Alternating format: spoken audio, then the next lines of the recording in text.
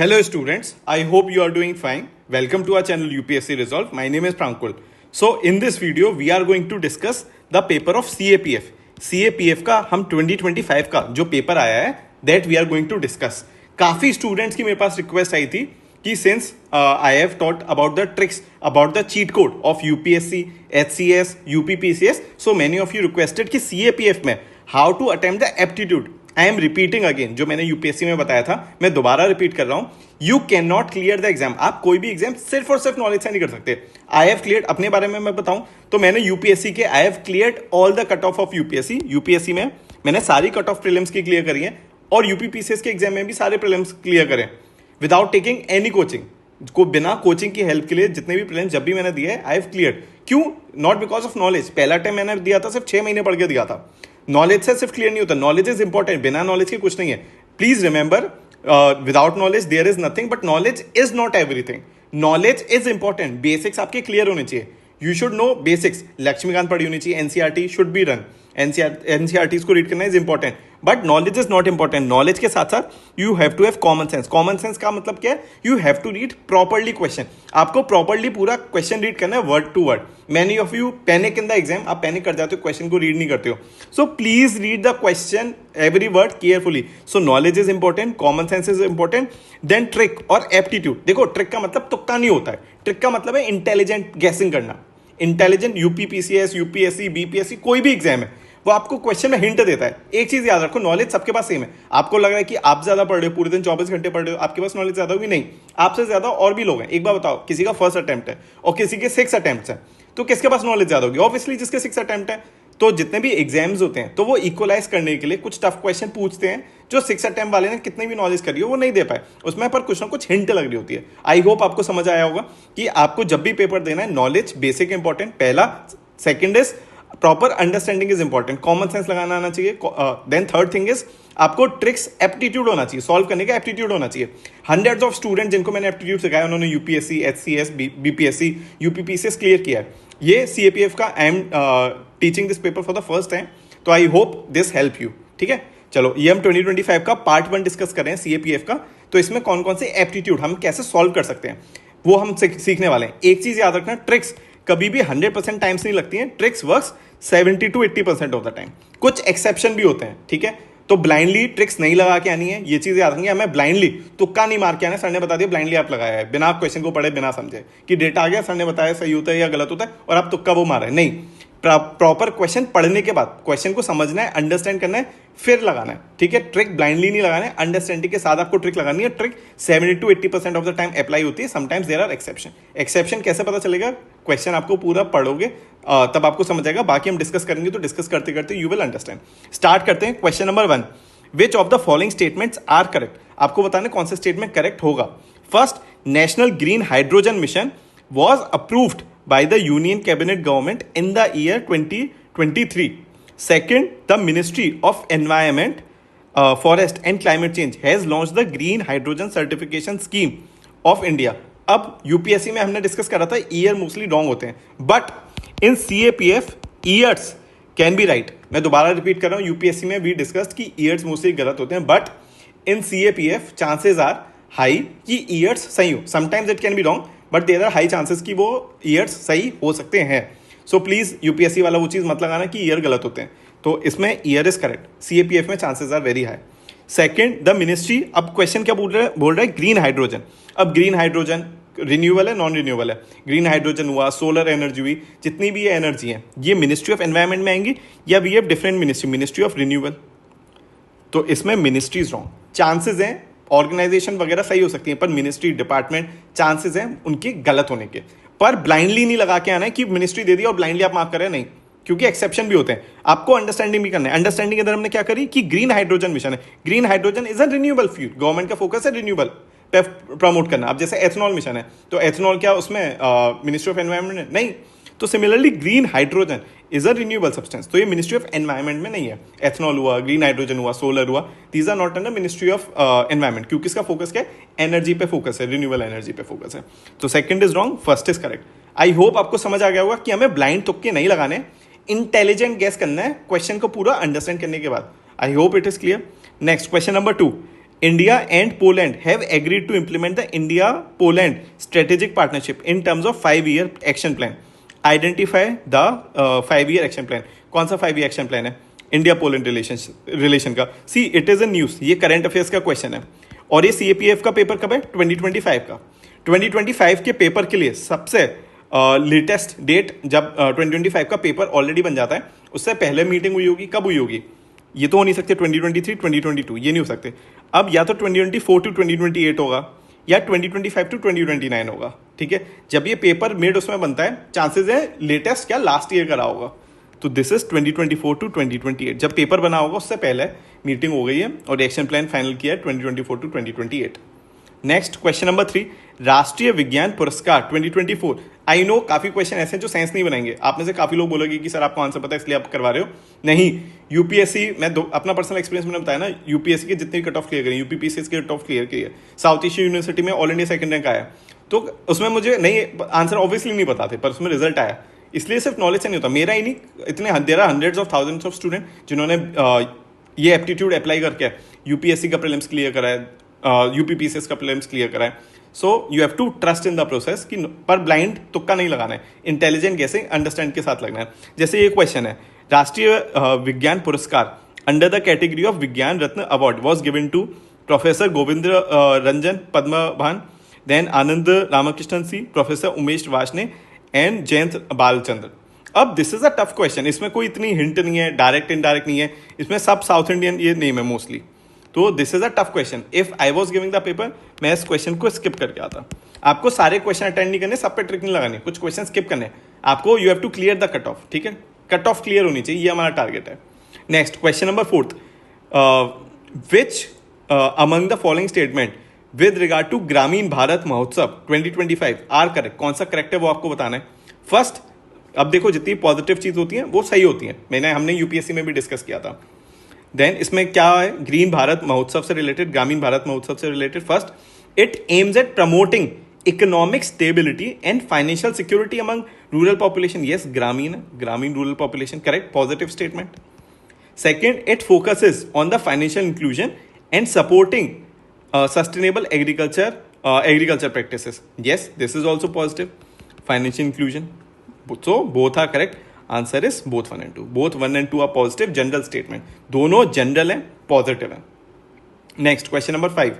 The 2024 OPCW The Hague Award has been conferred to which of the following organization?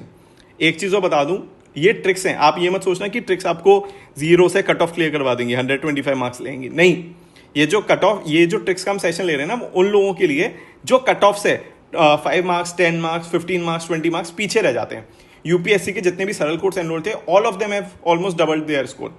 बहुत सारे at least 25-30 students का तो call messages आए, they have clear. But ये tricks उनके लिए जो 0 से आपको 125 पे नहीं ले जाएगा। ये अगर आप कट ऑफ आ रहे हैं, कट ऑफ से आप 5 मार्क 10 मार्क 20 मार्क 15 मार्क पीछे रह जाते हो, तो वो आपको पुश करके कट ऑफ क्लियर कर जंप करवा देगा। तो ये उनके लिए, ठीक है। सो इसको किस ऑर्गेनाइजेशन को अवार्ड मिला है ये आपको बताना है। First, the Indian chemical council. First, second, the Indian chemical society. Third दे रखा है the national authority chemical weapon convention. Fourth, Gujarat fluorochemical limited. अब इसमें यू हैव टू टेल कौन सा करेक्ट होगा।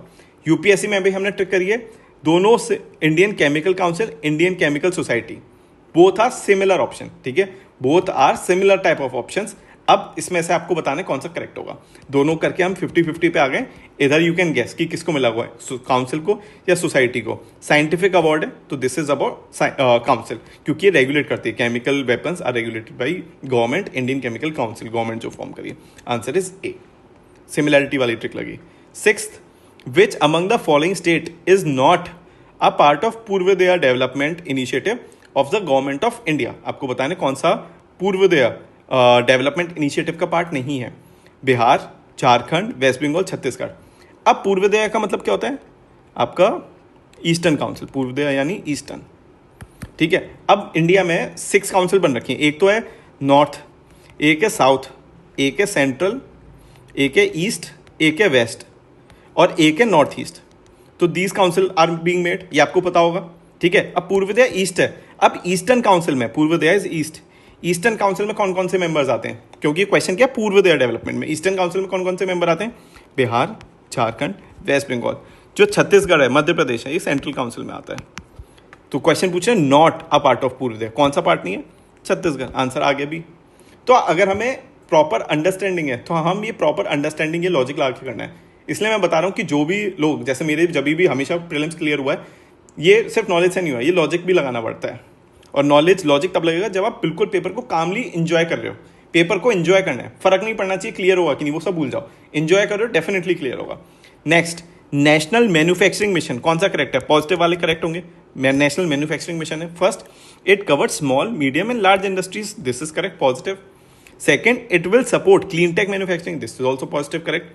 ओवर थिंक नहीं करना है, ये नहीं सोचना सर लार्ज दे दिया तो लार्ज नहीं होगा। क्यों नहीं होगा भाई? नेशनल मैन्युफैक्चरिंग मिशन है ना, तो लार्ज को क्यों नहीं मिलना चाहिए? तो ये correct. It will facilitate promotion of employment opportunities in labour intensive, this is good, employment create हो रही है। All are positive, first second third are correct. You have to enjoy the paper without over thinking.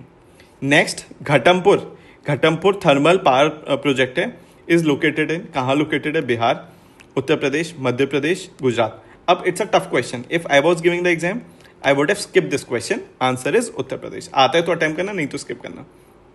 Next, question 9, arrange the following military operation undertaken by India against Pakistan के against, कौन से operation है? अब आपको थोड़ी सी ये अंडरस्टैंडिंग होनी चाहिए कि जो सफ़ेद सागर था, ये this was a very very prominent Kargil के टाइम पे ये सबसे प्रोमिनेंट था 1999 में, इंडिया पाकिस्तान की जो कारगिल वॉर हुई थी। तो हम सी और डी को डिलीट कर सकते हैं। जब आप पेपर अटैम्प्ट कर रहे हो, आपको पेपर भी ऐसे अटैम्प्ट करना है जिसके लिए आप श्योर हो, वो ऑप्शन मार्क करो, बाकी आप डिलीट कर दो। यानी 3 और 4 ये वाला सीक्वेंस है। अब आंसर आया, ए और बी में आपको मार्क करना है कौन सा करेक्ट होगा। So first was operation riddle. Operation riddle पहले आया था 1965 में, देन कैक्टस लिली 1971 में। Option is B, 2, 1, 3, 4। Next, which of the following statements are correct about the recently elected chancellor of Germany mister Friedrich Merz? अब first, he lost in the first round of voting.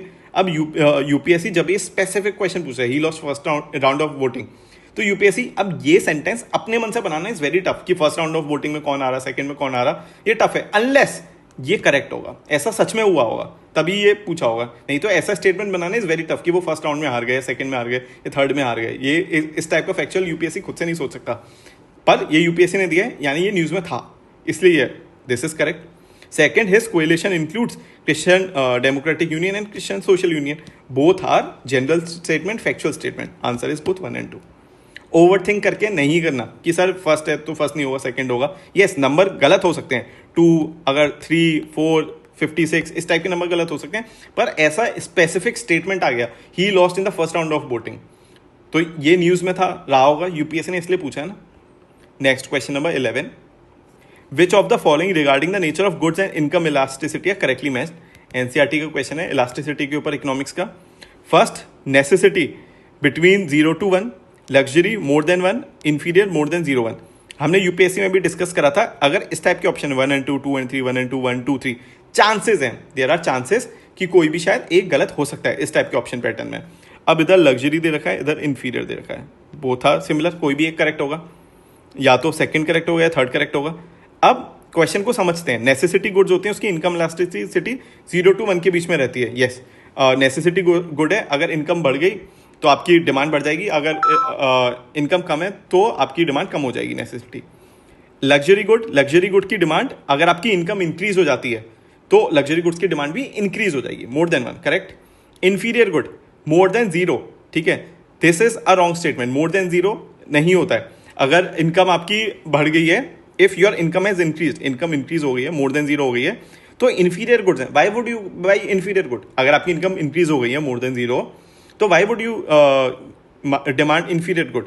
तो this is wrong, ठीक है, उसकी demand decrease हो जाएगी, तो third is wrong, answer is 1 and 2। Next question, which of the following statements about relationship between price elasticity of demand and type of firm are correct? First, perfectly elastic demand is associated with competitive firm. Perfectly inelastic demand, both are similar type of question, ठीक है, is associated with a monopolistic competition. कोई भी एक सही होगा because these are similar type of option. कौन सा सही होगा? This is wrong. Perfectly elastic होता है, ये कॉम्पिटेटिव फर्म से होता है कि अगर बहुत सारी कॉम्पिटेटिव फर्म्स हैं आपके पास, कोला है, पेप्सी, बहुत सारे ऑप्शंस हैं, तो कंपटीशन बहुत सारी फर्म्स का है, तो आपकी डिमांड इलास्टिक रहेगी। अगर किसी ने प्राइस बढ़ा लिए तो आप दूसरी फर्म के पास चले जाओगे। This is correct. Perfectly in elastic demand is associated with monopolistic competition. नहीं, जब मोनोपोलिस्टिक कॉम्पिटिटिव फर्म्स होती हैं तो उसमें भी डिमांड इज इलास्टिक, उसमें भी डिमांड चेंज होती है। तो second statement is wrong, first statement is correct.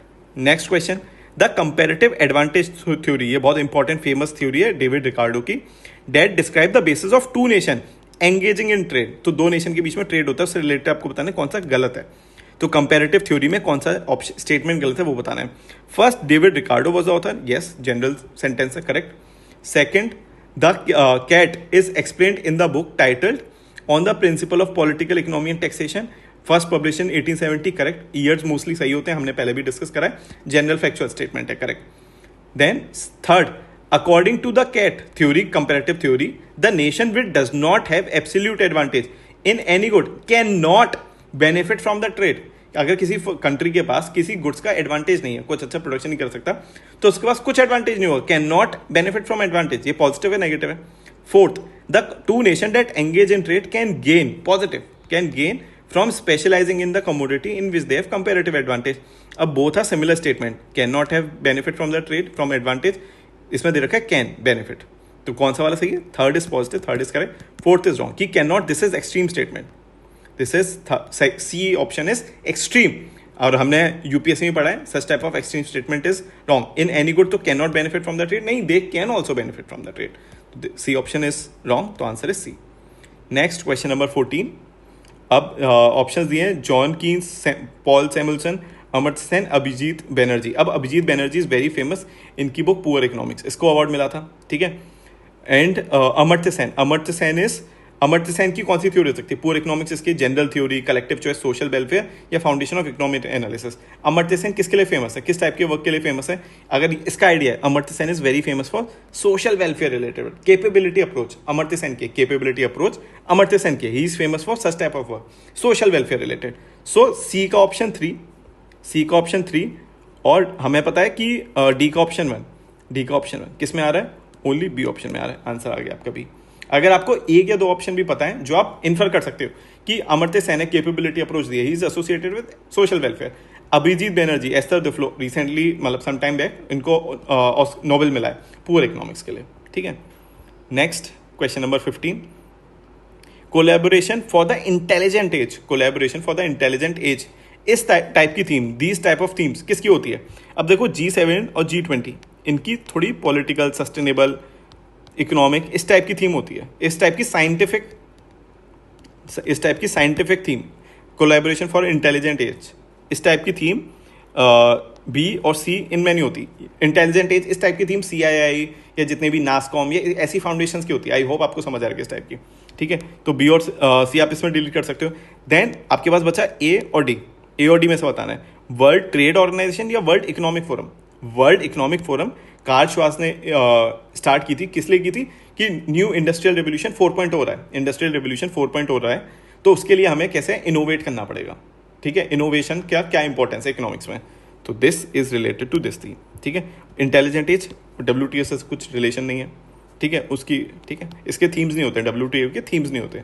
Answer is ए।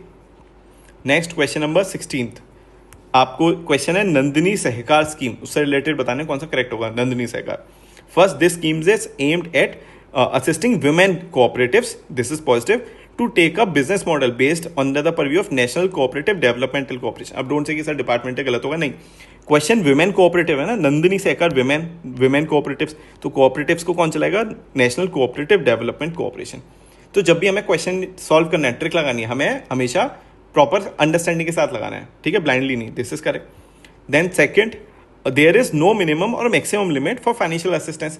देखो जितने भी यूट्यूबर्स हैं वो बोलते हैं कि ऑल, नो, नन हमेशा गलत होता है, बट मैंने आपको यूपीएससी में भी बताया था, जब हम यूपीएससी का प्रीलिम्स कर रहे थे, अभी भी बता रहा हूं कि हम कभी भी नो, ऑल ये नहीं देखते, हम सेंटेंस का एसेंस देखते हैं। मैंने उधर भी बताया था यूपीएससी में, हम हमेशा सेंटेंस का एसेंस देखते हैं, पॉजिटिव है कि नेगेटिव है। ऑल, नो, नन से एसेंस पॉजिटिव भी हो सकता है, नेगेटिव भी हो सकता है, तो एसेंस इंपॉर्टेंट है। अब क्वेश्चन बोल रहा है देयर इज नो मिनिमम और maximum limit for financial assistant, कि विमेन को कोऑपरेटिव्स को हेल्प कर रहे हैं, तो फाइनेंशियल लिमिट विमेन जितना अच्छा परफॉर्म करेंगे उस हिसाब से हम उन्हें इंसेंटिव देंगे, इसका मतलब ये। तो this is a positive sentence की कोई ऐसे लिमिट नहीं है, परफॉर्म गुड आपको अच्छे इंसेंटिव मिलेंगे, बोथ आर करेक्ट, ठीक है। Next, which one of the following item of expenditure receive the highest allocation? तो हाईएस्ट एलोकेशन गवर्नमेंट सबसे ज़्यादा खर्चा किस पर कर रही है? Centrally sponsored scheme, pension, interest payment, defence. हमें लगता है डिफेंस, आइडियली डिफेंस होना चाहिए, ये सारा इंडिया से रिलेटेड है, मतलब ये सारे रिलेटिवली पॉजिटिव है। But interest payment is all these central sponsored, pension, defence, these are positive expenditure. But interest payment this is negative, क्योंकि इंटरेस्ट पेमेंट आप बाहर के लोगों को दे रहे हो, this is unnecessary expenditure. Government इतना बोरो कर रही है, ठीक है। तो सबसे ज़्यादा इंटरेस्ट गवर्नमेंट का debt is fiscal deficit is very high, around 4.2 4.3 है कुछ, तो उसके लिए government interest payment is very high government का। Answer is C, interest payment. This is a odd option, बाकी तीनों पॉजिटिव है, इंटरेस्ट पेमेंट इज नेगेटिव, आप किसी और को दे रहे हो, डेवलपमेंट में यूज नहीं हो रहा इंटरेस्ट पेमेंट। नेक्स्ट, अब इनडायरेक्टली इन्फॉर्म मत करना कि सर हमने पैसा लिया होगा, लोगों के वेलफेयर के लिए लिया होगा, पर अभी जो हम पैसा ले रहे हैं वो रेवेन्यू एक्सपेंडिचर के लिए ले रहे हैं। जैसे विमेन के लिए फ्री बसेस, फ्री ग्रेजुएट्स हैं, अनएम्प्लॉयमेंट है, फ्री पैसा दे दिया उनको। जितना भी खर्चा आ रहा है, गवर्नमेंट डेट ले रही है, वो कोई उसके लिए थोड़ी ले रही है। आप अपने आसपास देखो, लॉजिकली सोचो, गवर्नमेंट कैपिटल एक्सपेंडिचर में लगा रही है या हर स्टेट में विमेन को 3,000 4,000, ग्रेजुएट्स जॉबलेस हो तो 3,000, नॉन ग्रेजुएट हैं उनके लिए पैसा, तो गवर्नमेंट इसमें खर्चा लग कर रही है। Question number 18, which among the following statement regarding India service export are not correct? कौन सा करेक्ट नहीं है इंडिया का सर्विस एक्सपोर्ट से related? First, India's share in global service export has more than doubled, कि इंक्रीज का service export. अब India का service is the best, we all know India का सर्विस सेक्टर इज अराउंड 54%, काफी revenue आता है। India का सबसे स्ट्रॉन्ग सेक्टर कौन सा? सर्विस, जितने भी इंजीनियरिंग सर्विस हम बाहर देते हैं, रीचिंग अराउंड 4.3% इन 2023 फ्रॉम 1.9%, ठीक है, रेंज दी है। अब इसमें भी नंबर दिया है एट 10.2% एंड 8.5%, दोनों में नंबर है। बोथ आर सिमिलर स्टेटमेंट, कोई भी एक सही होगा एक गलत होगा। अब हमें देखना है दोनों में से, दोनों सिमिलर टाइप के ऑप्शन हैं, दोनों सिमिलर टाइप के ऑप्शन है। अब आपको देखना है कौन सा वाला एक सही होगा। Travel and transport where India holds a relatively larger share in the global export. India का ट्रेवल और ट्रांसपोर्ट, अभी रिसेंटली वर्ल्ड बैंक के वो हैं अजय बांगा, वर्ल्ड बैंक के चीफ हैं अजय बांगा, उन्होंने एक बात बोली, बहुत अच्छी बात बोली। जो पेरिस है, अकेले न्यूयॉर्क में 60 मिलियन लोग आते हैं, सिर्फ यूएस के न्यूयॉर्क सिटी है, एक छोटा सा डिस्ट्रिक्ट न्यूयॉर्क यूएसए का, उसमें 60 मिलियन लोग आते हैं। और पूरे इंडिया को मिलाकर 60 मिलियन से कम लोग आते हैं। आपको ये बात समझ आ रही है कि सिर्फ न्यूयॉर्क यूएस की बस एक छोटी सी स्टेट है, उसमें पूरे साल में 60 मिलियन लोग आते हैं। इतना पूरे इंडिया में, पूरे भारत में 60 मिलियन लोग आते हैं, अजय बांगा ने बोला था। और यही नंबर पेरिस लंदन का 65 मिलियन 70 मिलियन है। तो हमारा टूरिज्म का सेक्टर कितना पीछे है, मतलब कितना वर्क करने की जरूरत है। क्वेश्चन बोल रहे हैं हमें ग्लोबल एक्सपोर्ट में 10.2, वर्ल्ड का 10.2% हमारा शेयर ट्रांसपोर्ट और ट्रेवल में, एंड 8.5 हमारा 2023 में था। This is practically very high, this is practically logically impossible. So second statement is wrong. Question पूछा था नॉट करेक्ट कौन सा है? 2। तो जब भी आपको ट्रिक लगानी है, हमने ट्रिक कौन सी लगाई? दोनों सिमिलर टाइप के ऑप्शन हैं, तो सिमिलरिटी के बाद हमने कॉमन सेंस लगाया कि कौन सा गलत होगा। 4.3 1.9 छोटा नंबर, वर्ल्ड का शेयर करेक्ट, पर 10.2 और 8 पॉइंट वर्ल्ड का, this is impossible. Next question 19, which one among the following is not identified as engines of growth? Engines यानी इतना मैक्रो लेवल पे नहीं है, स्मॉल सेक्टर में, ठीक है। Engines of growth is large. सबसे इंपॉर्टेंट सेक्टर कौन से हैं? Textile, agriculture, investment, export. तो इन चारों ऑप्शन में सबसे रिलेटिवली स्मॉलर कौन सा है? सबसे स्मॉलर माइक्रो कौन सा है out of these 3? Answer is textile. Textile is small, बाकी लार्ज। ये एग्रीकल्चर इज ह्यूज, मतलब इंडिया की most of the population, almost 40% plus population agriculture में ही है। इन्वेस्टमेंट वेरी इंपॉर्टेंट, FDI वगैरह लाना, and export promotion, these are important sectors of economy. Export अभी हमने यहाँ पढ़ा भी, एक्सपोर्ट है ना। Next answer is A, textile. I hope ये आप ट्रिक को रटो ना, बच्चों की तरह रटो मत, जैसे कि मेरा जैसे 10 क्लास के या 12 साल के बच्चे रटते हैं कि ट्रिक ये बता दी डेटा हमेशा सही होगी और नेशनल हमेशा सही होगी। ऐसा रटना नहीं है, हमें समझना है कि क्वेश्चन को कैसे हमें अंडरस्टैंड करना है। जैसे अभी हमने टेक्सटाइल वाला करा, क्वेश्चन पूछ रहा है इंजन ऑफ डेवलपमेंट, तो इंजन यानी मैक्रो इंजन, बड़े बड़े इंजन। तो टेक्सटाइल मतलब इंजन है, पर it's at a minor level compare to agriculture. 40% से ज़्यादा पॉपुलेशन उधर लगी हुई है। इन्वेस्टमेंट FDI वगैरह से चलती है, एक्सपोर्ट प्रमोशन, ठीक है। Next question number 20, which one of the following scheme focus on developing the modern infrastructure and optimizing supply chain from farm to retail in the agriculture sector? कौन सा है? प्रधानमंत्री किसान संपदा योजना, राष्ट्रीय कृषि विकास योजना, प्रधानमंत्री किसान मानधन योजना, परंपरागत कृषि विकास योजना। अब देखो, प्रधानमंत्री प्रधानमंत्री किसान, बोथ आर सिमिलर ऑप्शन। ए और सी दोनों सिमिलर ऑप्शन हैं जैसे हमने डिस्कस करा है। इनमें से कोई एक ऑप्शन सही होगा ये आपको बताना है। तो जो मानधन है ये फार्मर के लिए पेंशन स्कीम है। आंसर इज संपदा। संपदा is development supply chain. Answer is A is the correct answer. 21 which one of the following financial institution reports the monthly, कौन सी इंस्टीट्यूशन मंथली रिपोर्ट करती है purchasing manager index of service. तो monthly कौन report करता है ये आपको बताना है। तो दिस यू शुड नो कि कौन सा ये हो सकता है, ठीक है। तो this is not a easy question, this is a bit tough question, ठीक है। तो monthly purchasing power index for manufacturers in India, answer is HSBC। अगर आपको आता है तो अटेम्प्ट करना, नहीं तो you can skip also. This is not a easy question, थोड़ा सा टफ है। Next question number 22 which one of the following is not correct, कौन सा नॉट करेक्ट है। First, the financial stability council was setup in 2010, national logistics 2022, rural infrastructure development fund 1995, G20 was formed in 2001। आपको बताना है not correct कौन सा है, not correct. अब एक चीज ऑब्जर्व करो, all these three are Indian organization या पॉलिसी, ये all Indian, all these three are Indian. But G20 is international, G20 is international organization. दोबारा रिपीट कर रहा हूं, financial stability developmental council, national logistics policy, rural infrastructure development fund, all these three are based in India. ये सब India investment policy या firm या council है, Indian है। पर G20 इज इंटरनेशनल ऑर्गेनाइजेशन, ठीक है।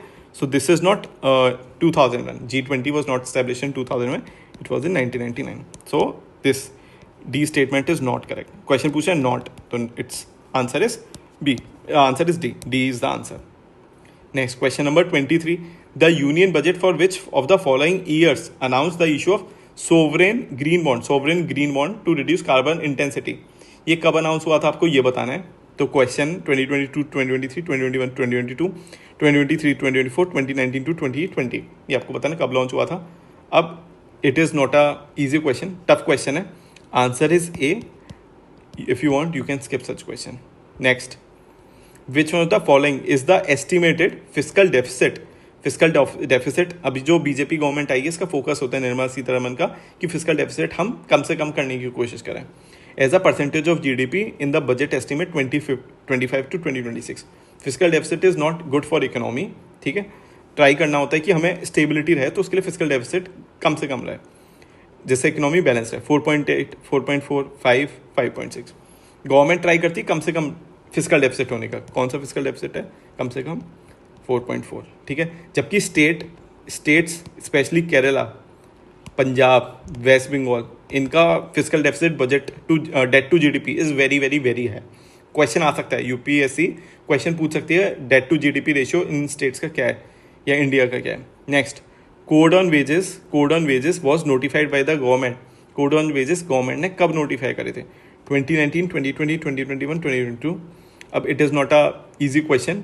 मोदी गवर्नमेंट जब 2019 में इलेक्ट हुई थी, दोबारा इलेक्ट हो गई, मोदी जी को कॉन्फिडेंस आ गया कि हम तो दोबारा इलेक्ट हो गए, सब हमारे साथ हैं। और कोड ऑन वेजेस ये कॉन्ट्रोवर्शियल है लेबर लॉ के लिए, this is a controversial labour law. तो मोदी जी कॉन्फिडेंट हो गए 2019 में और इन्होंने कोड ऑन वेजेस 2019 में इंप्लीमेंट कर दिया क्योंकि वो न्यूली इलेक्टेड होके आए थे। If you know attempt it, otherwise skip this question. I would have skip this question, ठीक है। आई would have skip this question, इसमें कोई ट्रिक नहीं है। नेक्स्ट क्वेश्चन नंबर 26, देखो मैच द फॉलोइंग कभी खाली नहीं छोड़ के आना है। मैच द फॉलोइंग सबसे ईजी होते हैं, ठीक है। मैच द फॉलोइंग सबसे इंपॉर्टेंट, सबसे ईजी होते हैं। जो पिट्स इंडिया एक्ट है, पिट्स इंडिया एक्ट में इंपॉर्टेंट चीज़ क्या थी? बोर्ड सेटअप हुआ था by the council to control, क्योंकि बहुत ज़्यादा करप्शन हो रहा था। करप्शन कंट्रोल करने के लिए बोर्ड ऑफ काउंसिल स्टैब्लिश करा था। Next, charter act of 1830। Charter act of 1830 में मोनोपोली ईस्ट इंडिया कंपनी की इंडिया के साथ खत्म कर दी। देन चार्टर एक्ट ऑफ 1833, इसमें discrimination against Indian in matter of employment, उसको हमें ख़त्म कर दिया। नेक्स्ट, चार्टर एक्ट ऑफ 1853 में जो गवर्नर जनरल की लेजिस्लेटिव काउंसिल थी उसको इंक्रीज कर दिया। तो answer should be C. Please write in the comment section की पोर्टफोलियो सिस्टम किस एक्ट के अंदर आया था? Please write in the comment section. Also ordinance किस चार्टर एक्ट के अंदर आया था? ऑर्डिनेंस किस चार्टर या फिर गवर्नमेंट ऑफ इंडिया एक्ट के अंदर आया था? Please write in the comment section. Next question number 27, consider the following statement regarding the government of India act 1919. First, it divided the subject administration into two categories, central और provincial. Correct, दो subject में हो गया था. Next, the central subjects were divided into reserved and transferred subject. Third, provincial governments were granted power to make their own budgets and levy taxes. धीरे धीरे devolution हो रहा है. ठीक है, अभी पहले प्रोविंशियल को दिया, नेक्स्ट आएगा सेंट्रल गवर्नमेंट का, तो 35 का, तो उसमें सेंट्रल गवर्नमेंट को भी मिल जाएगा. धीरे धीरे डिवोल्यूशन हो रहा है. तो third is correct and second is correct. Also हमने डिस्कस किया था कि हिस्ट्री, पॉलिटी, इन टाइप के क्वेश्चन आते हैं, उसमें 1 and 2, 2 and 3, 1 and 3, 1, 2, 3 टाइप का फॉर्मेट होता है. चांसेस होते हैं 70 to 80% कि डी वाला ऑप्शन नहीं होगा, कोई भी एक इनकरेक्ट होगा. तो एक इनकरेक्ट कौन सा है? The central subject were transferred into the reserve and transfer. और क्वेश्चन बोला प्रोविंशियल गवर्नमेंट. देखो मैंने क्या बताया, धीरे धीरे पावर डिवोल्यूशन की जा रही है. पहले हम प्रोविंसेस को देते थे, फिर 1935 के एक्ट में हमने यूनियन को दिया. तो हम 1919 की बात करें, 1919 में प्रोविंसेस को दिए. तो इसमें सेंट्रल सब्जेक्ट नहीं है, प्रोविंशियल सब्जेक्ट. प्रोविंशियल सब्जेक्ट है, उनको रिजर्व और ट्रांसफर में किया. तो ये बेसिक्स आपको पता होने चाहिए. Answer is 1 and 3. 1 and 3 है correct. Answer is C, 1 and 3. Next question 28. From amongst identify correct option कौन सा है आर्टिकल 74 को लेकर. जो 42nd अमेंडमेंट है, आर्टिकल 74 को अमेंड किया, कौन सा करेक्ट है? Executive power of the union shall be vested with president of India. Prime minister is duty to brief president about the decision of the council. Then the president shall exercise his or her function on the advice of council of minister headed by prime minister. Then the president shall have the right. अब these two options are similar, C and D, these are similar statement. आपको choose करना कौन सा correct होगा. To summon और prorogue the houses of the parliament. Answer is C. Shall word add कर दिया गया था 42nd अमेंडमेंट से कि president shall exercise his function on the advice of council of minister. Answer is C. Next question number 29. Consider the following statements. आपको बता, again ये वाला ऑप्शन पैटर्न आ गया, 1 and 2, 2 and 3, 1 and 3, 1, 2, 3. चांसेस मैंने क्या बताया था, 70-80% चांस है कि डी ऑप्शन इनकरेक्ट होगा. ही ऑडिट, CAG के बारे में, CAG ऑडिट करता है रिपोर्ट्स को, एक्सपेंडिचर को from the consolidated fund of India. वो CAG controls the issue and receipt of money from the consolidated. CAG control करता है या पार्लियामेंट कंट्रोल करता है? कंसोलिडेटेड फंड से जब हमें पैसा निकालना है वो किसके कंट्रोल में आता है? कॉमन सेंस लगाओ. CAG सिर्फ ऑडिट करता है, ऑडिटर जनरल है. CAG सिर्फ ऑडिट करता है. ठीक है, कभी भी कंट्रोल नहीं करता. कंट्रोल कौन करता है? Parliament, executive. ये जो वो है, ये कंट्रोल करती हैं कितना CFA से फंड निकला है, इशू करना रिसिप्ट को, एक्सेट्रा. ये सब एग्जीक्यूटिव और पार्लियामेंट का काम है. Second statement is wrong. Answer is 1 and 3 correct. ये बेसिक अंडरस्टैंडिंग होना इंपॉर्टेंट है. This is easy in question. इस टाइप के क्वेश्चन आपको पता होने चाहिए. ये बहुत PCS का फेवरेट क्वेश्चन है. दिस टाइप के क्वेश्चन है PCS favourite. Balwant Rai Mehta community, it created Zila Parishad panchayat समिति ग्राम. ये 1957 में आई थी. Then Ashok Mehta committee is very famous for creation of zila, 2 level, zila और मंडल.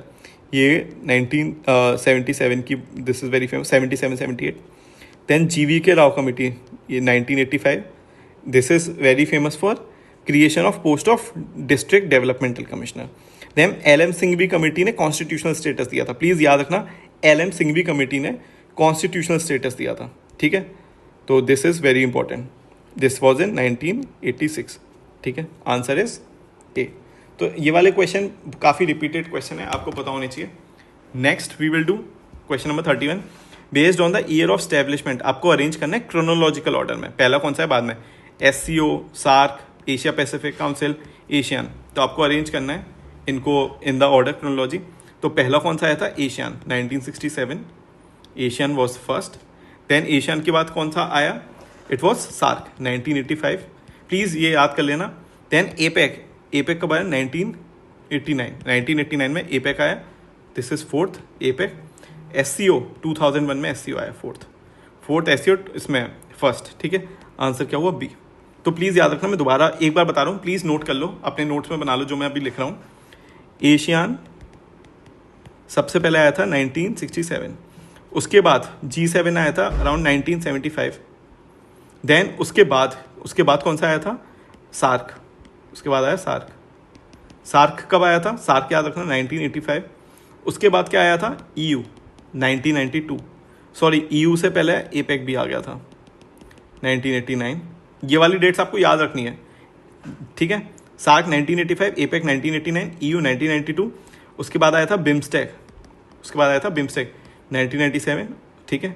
उसके बाद G20 आ गया 1999, उसके बाद SCO बना 2001, उसके बाद आया ब्रिक्स, कब आया 2000, ब्रिक्स वॉज इन 2009। तो ये आपको पता होना चाहिए, ठीक है। नेक्स्ट क्वेश्चन नंबर 32 से we will continue in the next session. अगर आपको अच्छा लग रहा है please you can like share and subscribe, you can also give hype. अगर आप चाहते हैं that I should continue with this in the next part, please आप कमेंट सेक्शन में लिख दीजिए that you wanted to be continue, I will continue from the next part. If you don't wanted to continue I will not continue, ठीक है। It's up to you. If you want कि ये session continue रखूँ you can write in comment section. All the best.